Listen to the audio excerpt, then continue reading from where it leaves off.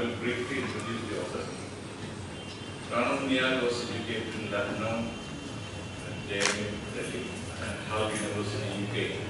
He was awarded the Commonwealth Scholarship for a PhD in English. He is Professor of English at Ranu University. Her main research are in Indian literature, women's writing, and post-colonial literatures. Her research papers and book reviews have been published in Commonwealth Review, South Asian Review, Journal of Gender Studies, the Book Review, Seminar, the Indian Journal of English Studies, Journal of School Fragments, JNU, and many other journals. Her poems have been published in Northern Poetry in True UK, Sketchbook USA, 2020 Journal, Indian Literature, Kavya Bharati, News India, Manashri, and Femina. Some of her English poems have been translated into Uzbek, Malayalam, and Hindi. She is Associate Editor of this PL Journal of English Studies, Lucknow. She has written 4 books, including Women and Landscape, The Fiction of Margaret Atwood and Anita Desai. She has also co-edited Raja Rao's Kantapura Ethical Study and Women in Indian Writing from Difference to Diversity.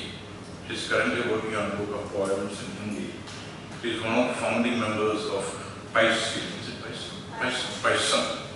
charitable organization for children with special needs in Lucknow. Ranu has 3 collections of poems in English. The latest one is The Day We Went Chaudhuri in Chicago. That's the latest one. And the 2 others are December poems in 2002, Across the Divide, which was published in 2006.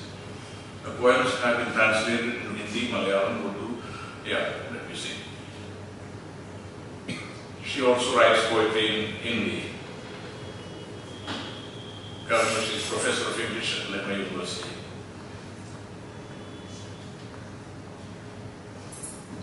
I invite Professor Ranu to begin the reading.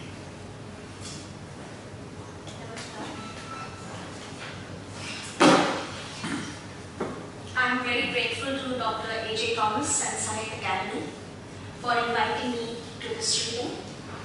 And it's an event that I have looked forward to for almost 3 decades. Because the first time my poems were published in Indian literature was way back in 2000.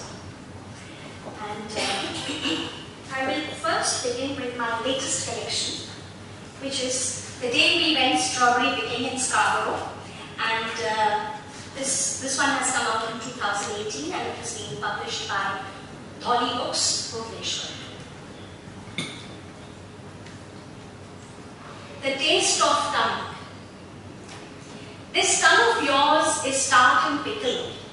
Have you not an iota of molasses that stick like a gum and erode the sourish taste of tamarind forever? I am no doubt the taste of tamarind. My Himalayan blood survived your Aryan sting, eroded the taste of molasses knowing it was wrinkled. She had seen her mother confront those wicked troops, face inert, eyes glued to the weapons hidden inside their blighted bellies. They came and burned their mud huts, took away their sacks full of paddy, emptied the bowls of toddy, and filled them up with the waste from their bladder, shot them all, one after from this earth. Atithi Devo Bhava, guest is our Lord. Some guests overstayed, ransacked our homes, entered dreams, consumed our nights, and left us dry. They searched for sweetness everywhere. She opened her skirts and showed us where she stored all that honey and how it turned rancid, but she held on to it. They came again and sucked all the honey, the color of gold, even from our bones. They came again and tore our alphabets and beat us when we sang our mother's lullaby. They came again and grasped our pens and made us write that we will burn in hell, pelted with stones, circled in fire. Unless we seek repentance for our sins, our lost souls will read in cycles of despair. Ovaries gone, ruptured cervix, broken tongue, lost slips, erased rituals, curses nailed as oblique breasts. Our unwholesome seeds will never bloom. Only daughters survive. Now we are left with the taste of tamarind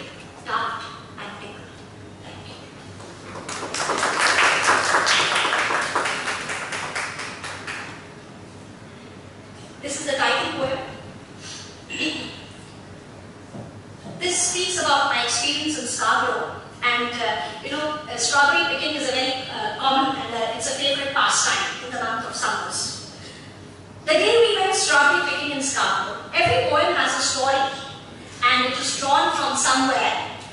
It is certainly about someone. The day we went strawberry picking in Scarborough, the sky was clear and the clammy soil all wet and brown. We picked up our hats and baskets and shovel and headed for the strawberries, bent backwards, buried in mud, filed into row fellows, clicking lungs with laughter, churning tails. I tripped on trash, but howsoever imperfect, we clamored for more, ripe and red, and some so perfect. Weighed and then we paid and picked up our share. You tossed your hat and let it be. Yes, it was a bright sunny day, but by the time we reached home, the clouds streaked in grey swallowed the chatter of the bristling trees. There was neither the discourse on how tatty and low is the north to the south, nor the comfort of a kiss, nor a coffee to hold. It was difficult that evening for me to be kind and gentle. And as I juggled with my lost recipes for jams and pies baked in caramel sauce, dispensed with the leftovers from the refrigerator, written oblique over your silence was the embarrassing truth. I knew there would be no more season for strawberries, and this my only trip to Scarborough.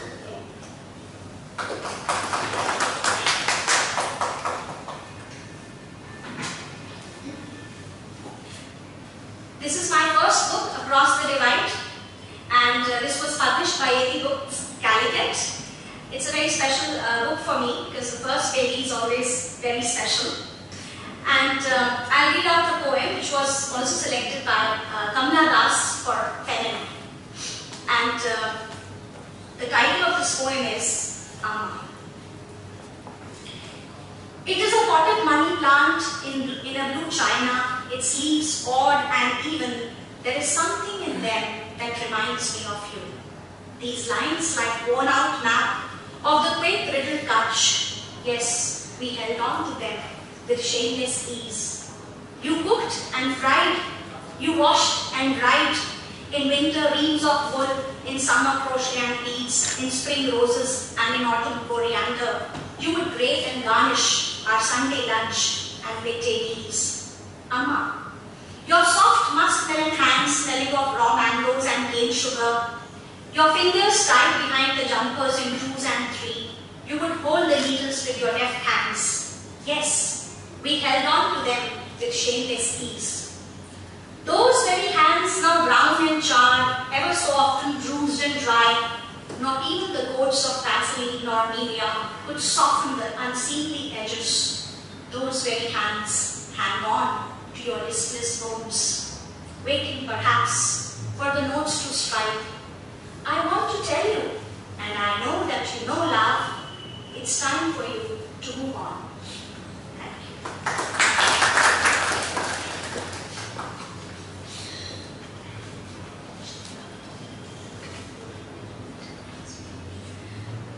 This is a rewriting of Ahilya Puran. This is a rewriting of the Ahilya myth. How would present-day Ahilya look to her exile? Ahilya Puran. I was once young and beautiful until I turned a stone and hit my forehead on the clumsy grass. Hallowed and brown, I stumbled and lost my form and face. I turned my speech into ashes and withheld my sighs. How easy to hurt the woman who was cheated by gods. Deceit and pride did anger invite, such shame and loss is mine. Aged with envy and unmindful distrust, he crossed my legs and left me with a curse, until the gods intervened and Adam came back to life. But was it the same husband that I aspired for? The same house with its cropped up hands? No, I choose to be a stone than a mate to a man whose eyes believed what he could not see. Yes, I would rather be a stone that leaves neither aches nor flutters. I carry within a heaviness that has curled with the weight of their angry feet, and elsewhere sticks like an old habit. Without form, without face, and ashes for speech, here I am now quite uncomfortable with the knowledge of knowing a curse would soon fall on her who stands beside you in these troubled times?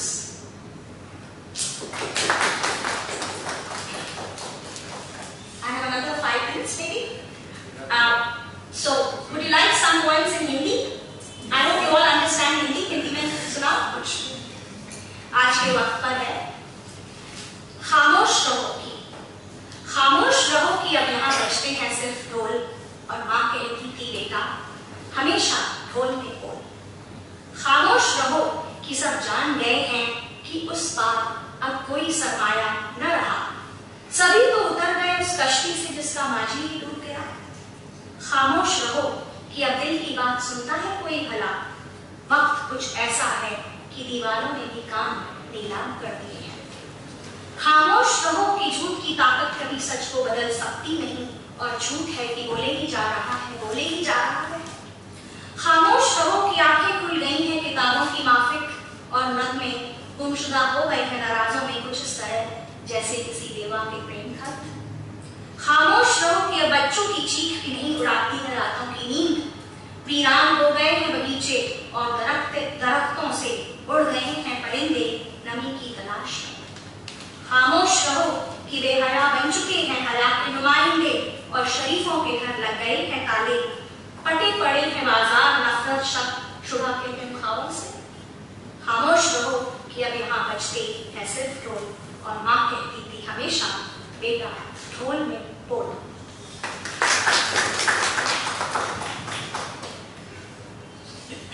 इस कविता का शीर्षक है सईदा के घर.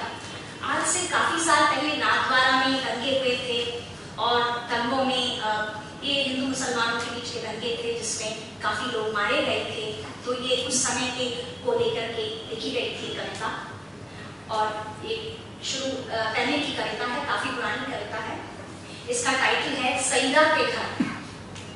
सईदा के घर तंदूर पर सिकी रोटियां मैं रोज खाती प्याज और भुने आलू के साथ. मैं और सईदा मेरी प्यारी सहेली हम जाते गलियों से होते हुए बाजार की सर्द सब्जी मंडी की ओर. अम्मा बेचती फूलों से लदी टोकरी और बड़ी अम्मी के पास होते जने कुरमुरे. सईदा और मैं रोज सुनते बाबू की पान वाली गली से दिखते ही बदबख्त चेहरों की हंसी. दुपट्टे को मुंह में रख खुद की हंसी रोकना कितना मुश्किल होता उस वक्त. सिगरेट का धुआं पान की पीक कीचड़ से सनी सड़कें. मैं और सईदा सबसे बेखबर रचाते मेहंदी और गाते कपते दिन दिन की ताल पर. कितना मजा आता था. फिर एक रोज बाजार का शोर गली तक पहुंचा और भीड़ भरी आंधी सईदा के अब्बा को चाकू से चाक कर गई. सईदा की अम्मी रोती रही चीखती रही. सईदा गुमसुम देखती रही. वो सब और हम सब मैं मेरी अम्मा पापा गुल्लू के साथ चुप अपने दड़ों में बंद सुनते रहे शोर भीड़ का. सुनते रहे चिल्लाना सईदा की अम्मी का. कल के बाद आज रोशनी के साथ दूर गांव से आया सईदा का मामा और जाते देखा अम्मी को सईदा के साथ. जाते समय रोई सईदा रोई मैं रोई बड़ी अम्मी रोई अम्मा. आज के बाद न तंदूर पर सिकी रोटियां न मेहंदी रचे हाथ न दिन दिन की ताल पर टप्पे. अम्मा कहती हैं सर पर दुपट्टा ओढ़कर चलो आदमी जात का कोई भरोसा नहीं.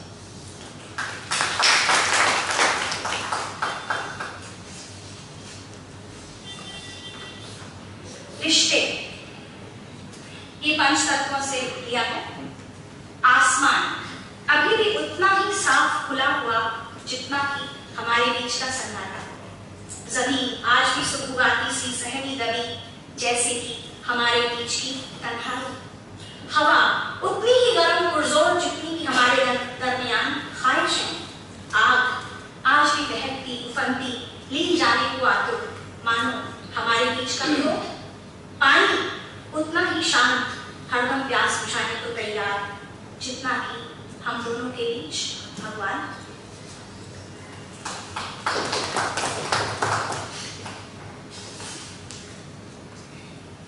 इस कविता का शीर्षक है मैं सोचती हूँ. सोचना नहीं चाहिए क्योंकि सोच को दरकिनार कीजिए. ये सोचने का समय नहीं है पर कभी कभी सोचना भी अच्छा होता है. तो शीर्षक है मैं सोचती हूँ. मैं सोचती हूँ क्या हर्ज है अगर रात के जगकर बातें कर ली और सुबह चादर तान कर सो गई.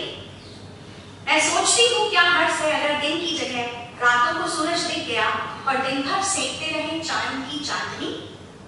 मैं सोचती हूँ क्या हर्ष है अगर बाजार में जाकर घर का रुख कर लिया और घर को ही दुकान समझकर सौदा कर दिया। मैं सोचती हूँ क्या हर्ष है अगर रोटी बगैर शोरबे की निगल ली और शोरबा पेशाब समझकर बहा दिया। मैं सोचती हूँ क्या हर्ष है अगर जो नॉर्मल कहलाते हैं उनके लिए एक दिन दिमाग के ताले बंद कर दिए जाएं और बंद दिमाग वाले एबनॉर्मल ही उस एक दिन दुनिया को चलाएं। क्या हर्ष है अगर उनके चलते साहूकार कुत्तों की तरह नाचते नजर आए और कुत्ते पलंग पर चादर ताने बीवियों की बाहों में गुलछकरे उड़ाएं। बताइए सही क्या हर्ष है। मैं सोचती हूँ क्या हर्ष है अगर इंसानों की जुबान चिड़ियों को दे दी जाती तब चिड़ियों के चुट चुट जमीन पर उन शब्दों की हिटपिट आसमान को भी कई हिस्सों में बांट जाती। मैं सोचती हूँ क्या हर्ष है अगर आकाश और समंदर का मेल हो जाता तो धरती का ही बना लेते अनमोल छाता। तितलियां चलती जमीन पर और आकाश में नजर आते कितने ही खच्चर।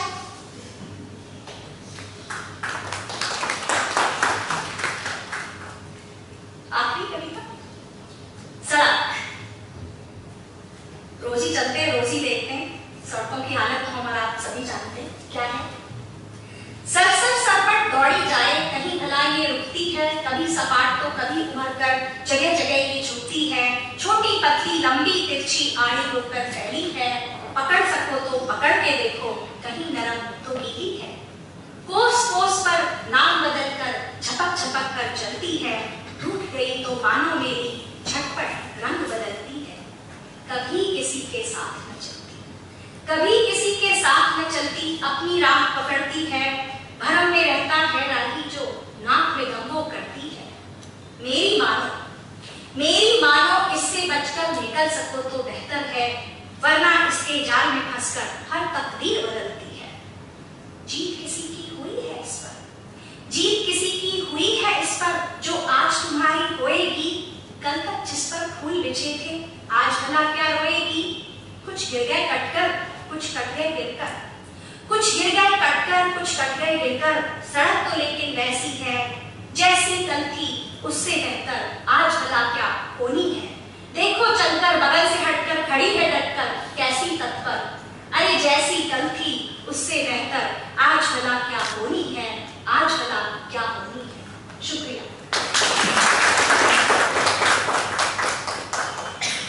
After listening to these wonderful poems of Ranu, now I invite Rajat Chaudhuri to read from his latest novel, it's High Effect.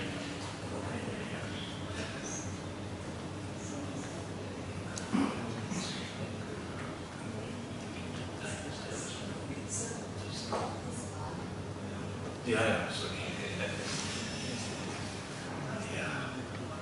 So I'll introduce him briefly. Rajat Chaudhuri is a bilingual writer working in English and Bengali. He is the author of the critically acclaimed works Hotel Calcutta, which is a composite novel, and Amber Dusk, and a short story collection in Bengali titled Calculus. His new novel, The Butterfly Effect, his speculative works in Asia and Europe, was published on 3rd September.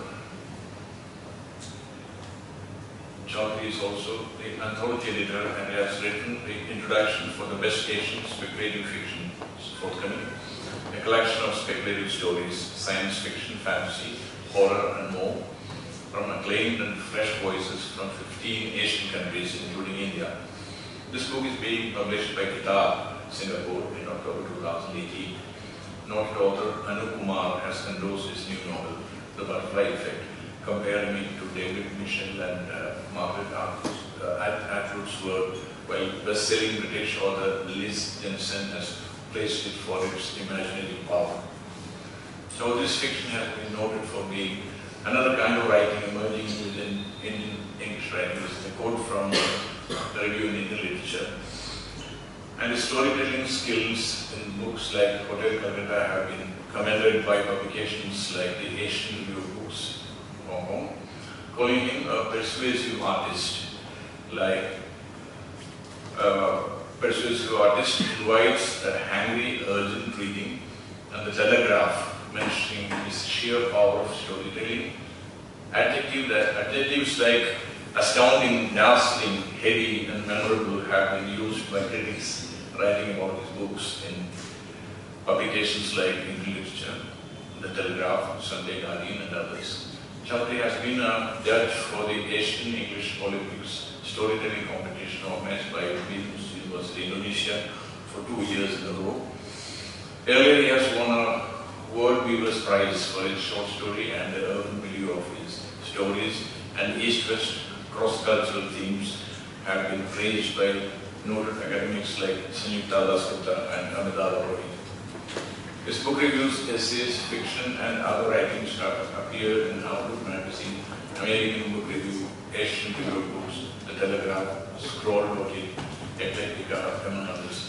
Chaudhuri has been a climate change advocate representing developing countries' civil society groups at the United Nations in New York, and he has published and spoken on environmental issues at national and international fora, including the UN headquarters. He is a past contributor to the United Nations World Human Development Report, UNDP, New York. Trained in economics, he has worked for international civil society groups and for a Japanese consular mission in his hometown, Calcutta.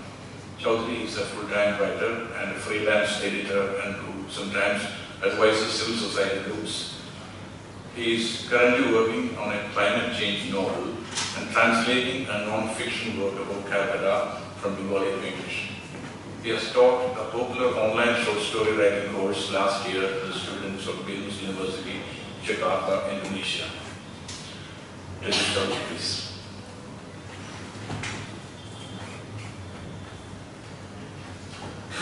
I must apologize for that long bio accent which hasn't been edited. I must have kind of bored you with this long bio. Anyway, so I recently finished a novel called Butterfly Effect, which was published a few weeks back rather. And I'll read from that only, the time we have. The Butterfly Effect is a dystopian work which is based in near future Asia. And the initial setting of the story is in Calcutta, though the city is not named in the book. It is just called the city. And terrible things have happened here. There is a Stalinist dictator ruling this big country called Darkland, of which Calcutta is now the capital. There is a raging illness among the population. People are dying.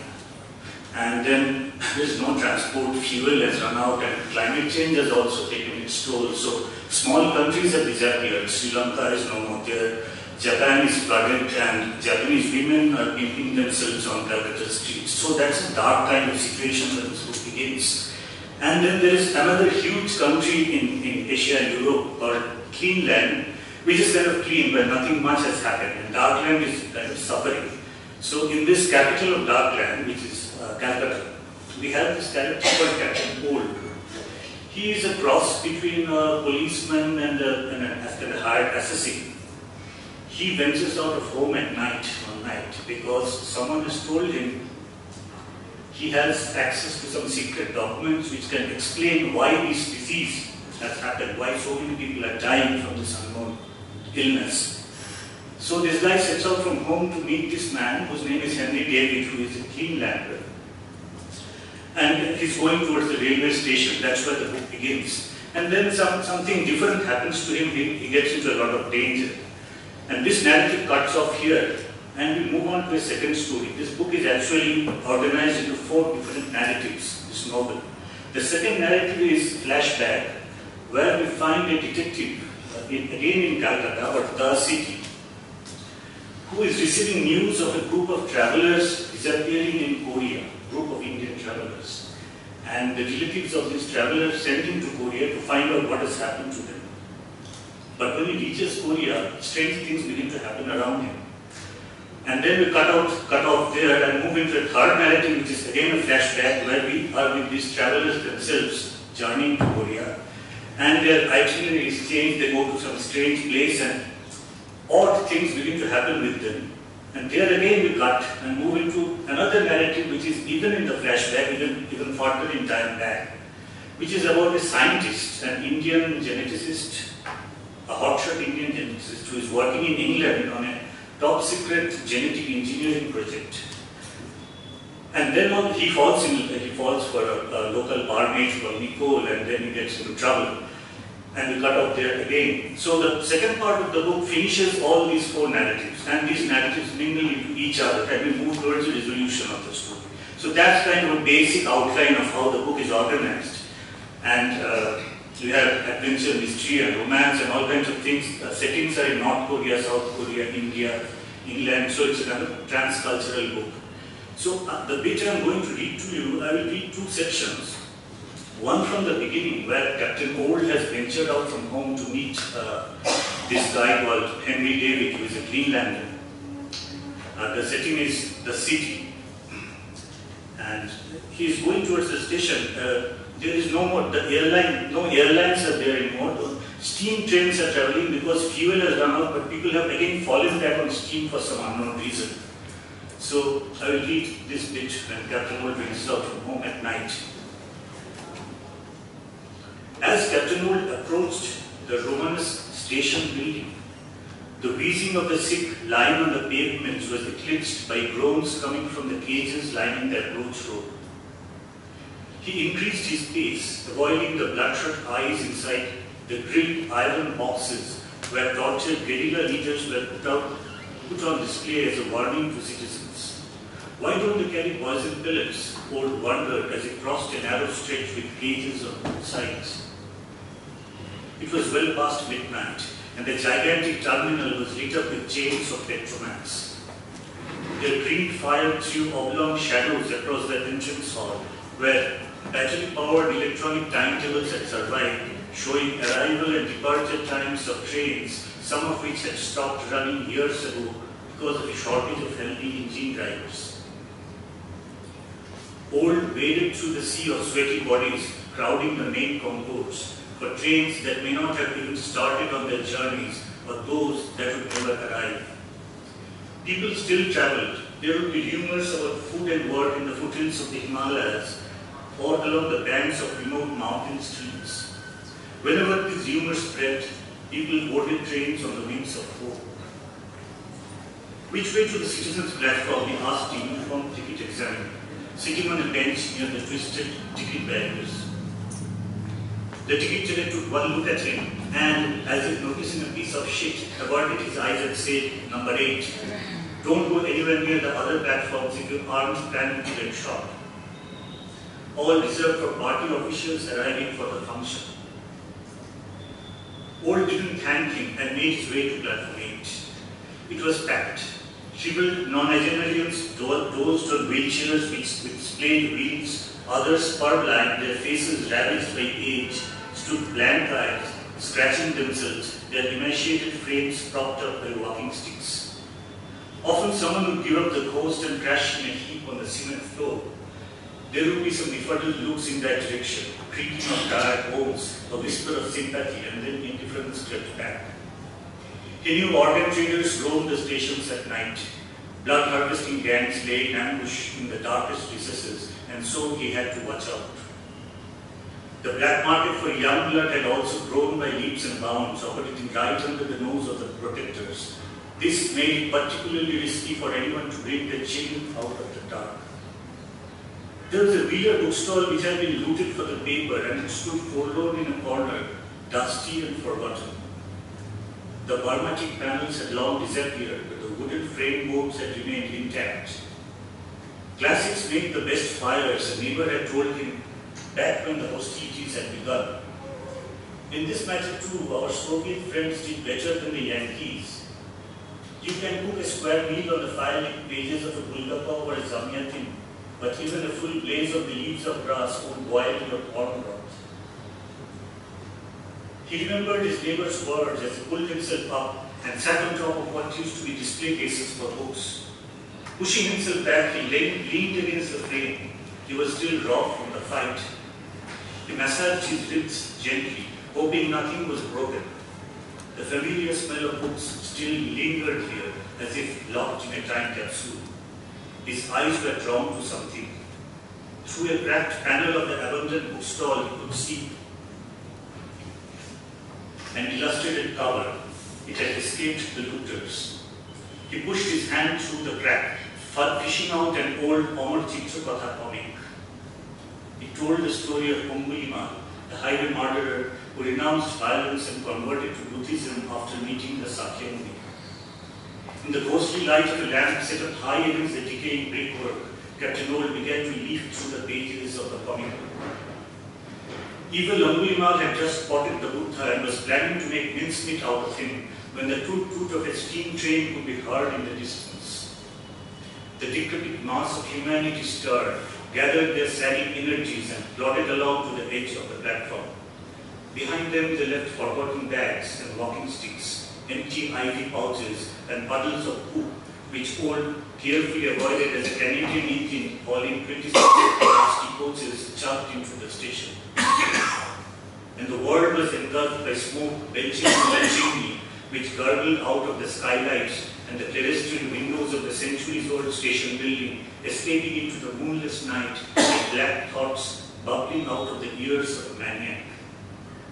Who would have guessed that carbonophilic steam desire would be resurrected to patch together a Banjak's population? There was chaos.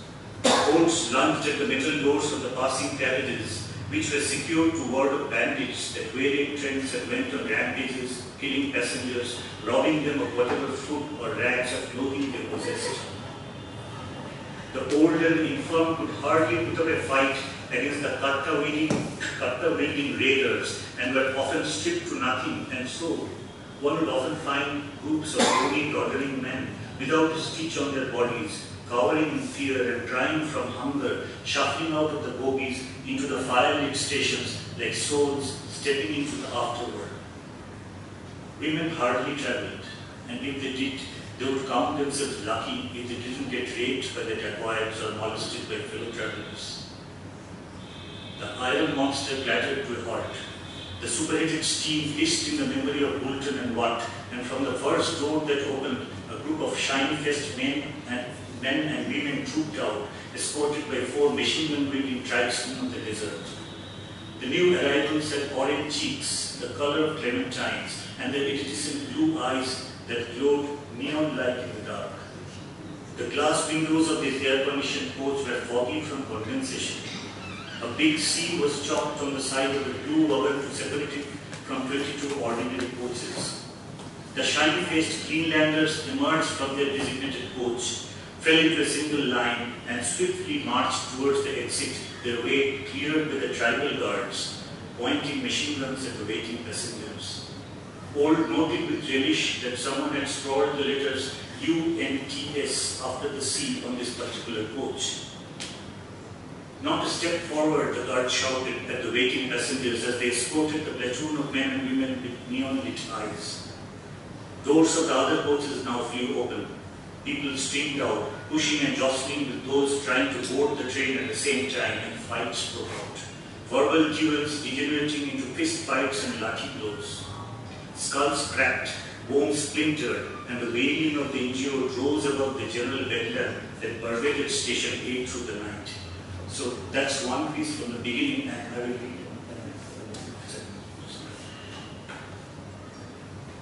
This other one is from near the end of the book, where this detective, this Indian detective, has arrived in Korea, and he has met a mystery woman who says that she knows where the travelers are, and kind of they are journeying through the forest at night. Their vehicle had an accident, and so they are journeying on foot, and it's dark and it's raining. So, the darkness of the rain-soaked woods was of many dimensions. Here it was primeval, dense like the blackest dream. It wrapped around him like a blanket that would choke him off if he didn't keep moving, following the scrunch of the boots on the small rocks. It was an unsettling wave after wave of pitch black harmony coming at him from every side, sailing through his body as if he was transparent to black noise. After a while it was tattered and mist-like, punctuated by a crepuscular light that the forest radiated as the world slept. It was as if the trees were awake and someone had placed little tea lamps along the trail. Perhaps it was the moss on the gnarled tree trunks that glowed for some reason, or it was the light of their eyes reflected by the night. Possibly it was the glow of stardust, a faint sidereal light, a hint that we're all children of the stars. Soon they heard the roar of water. It was to their left, but they couldn't see the stream through the walls of trees and the darkness. The forest smelled of rotting mulch, aspirating under their boots like exhausted hikers heading out for the last stretch of a tortuous climb. In a while, the trail began to narrow, and the giant trees drew closer, almost blocking their way. The sound of water sluicing down a mountain stream became clearer, and suddenly Kaur is the name of the detective, Kaur realized he was falling. He had missed a step. Hundreds of meters down into the gorge through which the stream was carrying away the spoils of the night. A slap on his wrist, and then something ice-cold pulled tightly around it, a vice-like grip, strong as tempered steel. Her eyes flashed. She was standing on the edge of the ravine, but he was safe on this side, lying prone near the foot of a pine tree. His heart thumped madly. "They only saved you once," she said. "We cannot wait here anymore. We have to keep moving." Kaur was still numbed from the shock. He didn't dare move. Had his skull smashed against the rocks below and he was dreaming that he was still alive? The stream thundered away hundreds of feet below, and for a while all the universe was that sound of rushing water. How? She looked at him calmly, her eyes shining through the darkness. "They are around here everywhere. That is why you are alive, but you get only one chance." She meant to go. He was leaning against the tree trunk, trying to collect his energies when he realized his rucksack was gone. He must have lost it in the ravine. "What do you mean?" he asked. "They are all around us, Koreans, Americans, French, Chinese. They died fighting in these hills. The snow was thick in the mountain passes those days, and artillery shells cracked in the sub-zero temperatures. Their fingers fell off, chewed by frostbite as mortars whistled above their heads. They killed each other on St. Valentine's Day. They died in tunnels and valleys, on tank turrets and inside foxholes. When they couldn't kill each other with guns, they charged at the enemy with bayonets, ripping out their guts. If you are alone passing through this way, you can still hear the bugles that the Chinese blew as they went to battle. A Frenchman might walk up to you from the gorge and ask for bulrushes. Blood flowers bloomed on the pristine snow, and the cries of the wounded reverberated through these mountain passes, drowning out the sound of the whistling wind. They have been kind to you today, but we won't be lucky a second time. We have to push on. Take a little rest, then keep following the track. It will lead you to the tourists. I have to move along. I will see you in a few hours." She had started to walk, and her words trailed off as she vanished around the bend in the track. The darkness was thick as ever. Kaur closed his eyes, leaning against the trunk of the pine tree. He stretched his legs and took a few deep breaths. He felt strangely lightheaded as he stood up with effort. His legs were shaking, and he took some time to steady himself before continuing along the track, following the footsteps of Miss Park. It was getting light. The forest had begun to transform.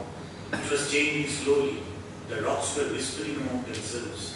Leaves rustled, and hidden creatures scurried through the undergrowth as a chorus of bird call broke out from the treetops. A faint blush was spreading over the soft line of the hills, silhouetting the pine and fir trees along the track. The light grew clearer. Row after row of green hills appeared through the mist. The trail was lushy, littered with leaves and branches, and the stream was never too far. He could always hear the sound of water filtering through the trees. The light grew brighter, hurting his eyes.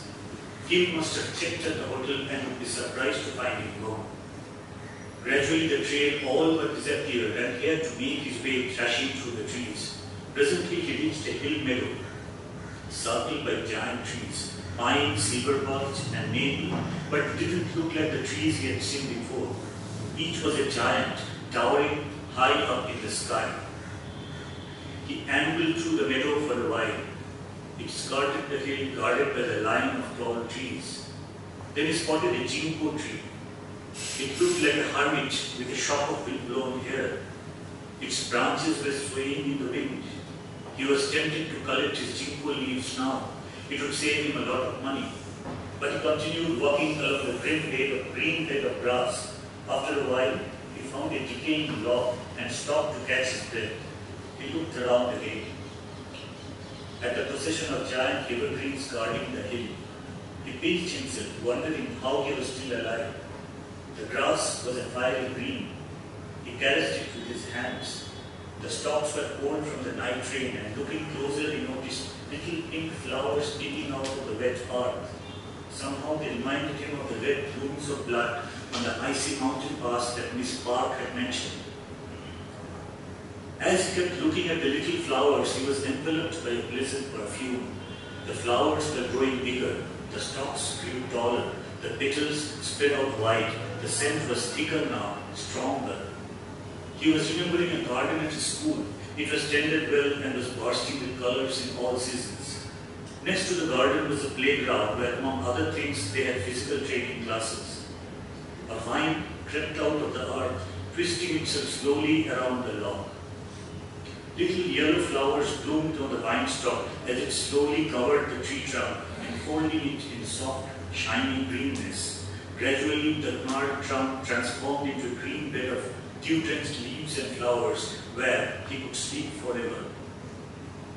A shadow fell across the lawn. He looked up and saw a man wearing a straw hat standing in the distance. He kept looking, and slowly the figure of the man changed into a giant mushroom, pearl white.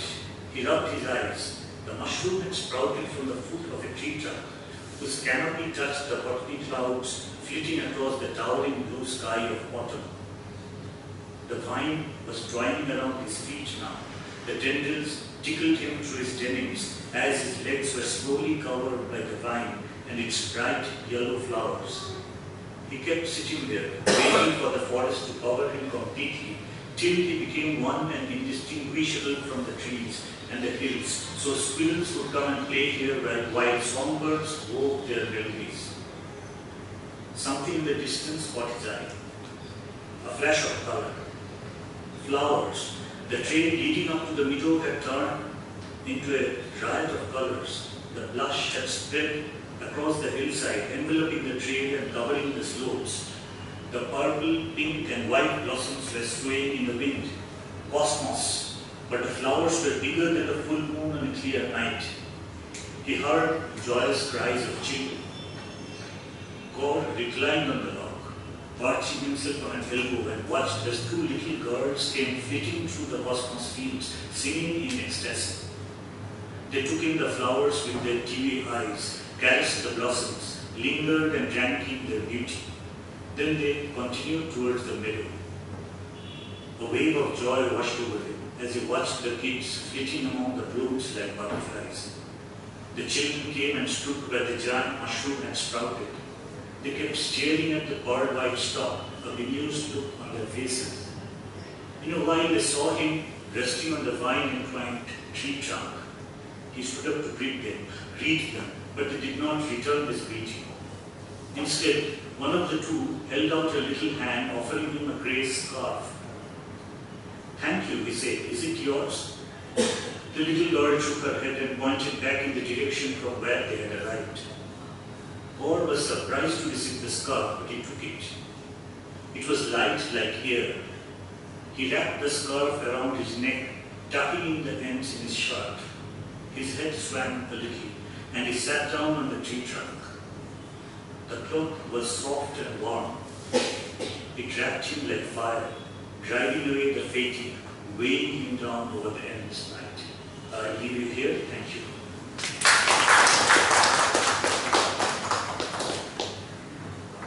We have 5 minutes to interact with the writers. The questions need not be on the draft of writing in general.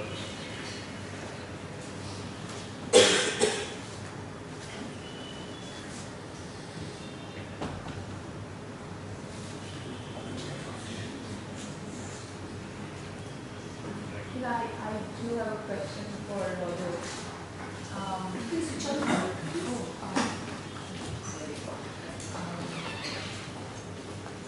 You have it's a beautiful piece of writing and absolutely very mesmerizing and engaging. And of course, we are very concerned about the future. Concerned would be a bit of a lesser word, because you've been compared to Margaret Atwood, and of course she's the diva of speculative fiction, as it were.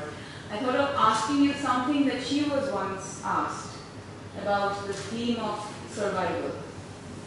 And her answer to that was, one interviewer had asked her that, how did you go on from thinking of survival as a physical issue to an intellectual and political issue? Survival laces your writing as well as it would in case of any speculative fiction. But do you think South Asians, particularly Indians, where survival is going to become such a big issue, are not terribly worried about it? Not at all. Yeah, this business as usual approach is continuing here, and the argument is the West has enjoyed and has been enjoying. So not only India and China also will do the same thing, and till everything breaks down, nothing will happen. So maybe we are sitting very close to dystopia actually. Yeah, that's my very quick answer to that. We are not at all worried about it. Now literature is kind of trying to engage. Amitabh Ghosh has written a very important book about it recently, which is non-fiction, great engagement, and he's been talking about literature engaging with these issues, and it's why it's so important. Literature has always been looking at the self and the individual model adventure, as Updike calls it.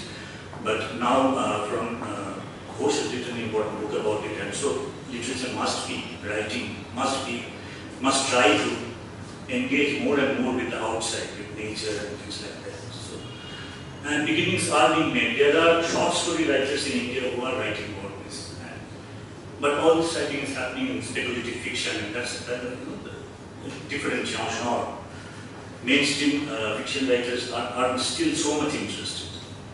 The only book that I can remember is about Opal, but nothing is beyond that. Though in the West there are so many books being written about climate change and biotechnology, dystopia and all these things. So yes.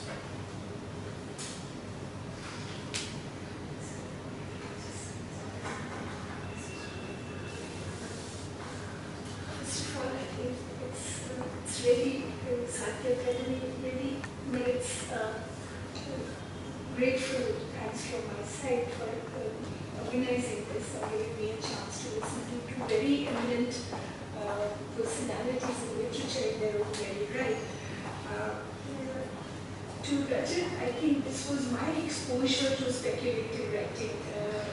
Like you said, it's something that is still very, very new, if I can use that word, in Indian scenario of literature.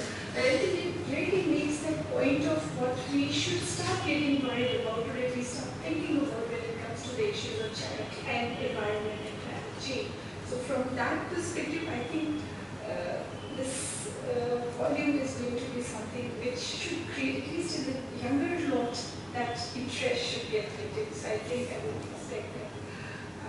Professor Uniyal, I think this was, in some sense, a personal journey for me, because we've been school friends, and I have this opportunity today to be listening to her on a very, very formal platform. So in fact, it really transported me to perhaps our childhood spent together in the same city and along similar lines. So when she talks about her first, when she renders her first poem, I can see it translate in the form of that mother figure who I'm sure all of us have experienced in one way or the other. And that perhaps translates very, very effortlessly. She does that when she starts talking about what's happening today in the world, and why are we so kind of oblivious about things around us. And the point which then she also brings in terms of the harmony, the social harmony which we've been experiencing since generations, suddenly getting disrupted in digital form.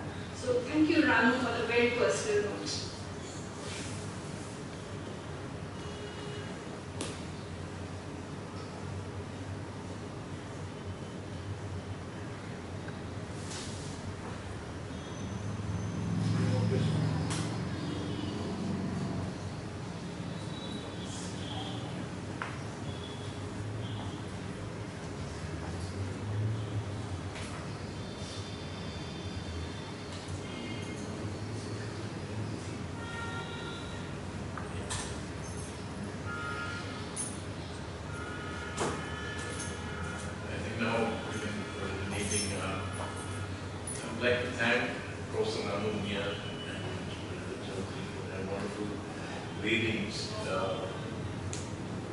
both of his elicited remarks, very concerned remarks about this writing, speculative when it is talking and saying that we are facing, anyway, we are facing much more harsher dystopias, writing by not fiction, but directly. So this bringing our kind of world into focus through this fiction and observation and poetry elevated us into a kind of concern of our sensibilities, absorbing them, and maybe like we hope seeing those making us better human beings, hopefully. So I would like to thank all of you who have been here and attending this program and making the program success. Usually we have programs here, we want to do at least 2 programs a week. Audience, almost like this, it's not, not a full house, yet it's significant. And I always believe that a concerned, sensible people, like poets, though it's a small group, it can make a difference. So and thank you all once again. Good evening. Can we have a copy of the book so that we can get it signed by the author?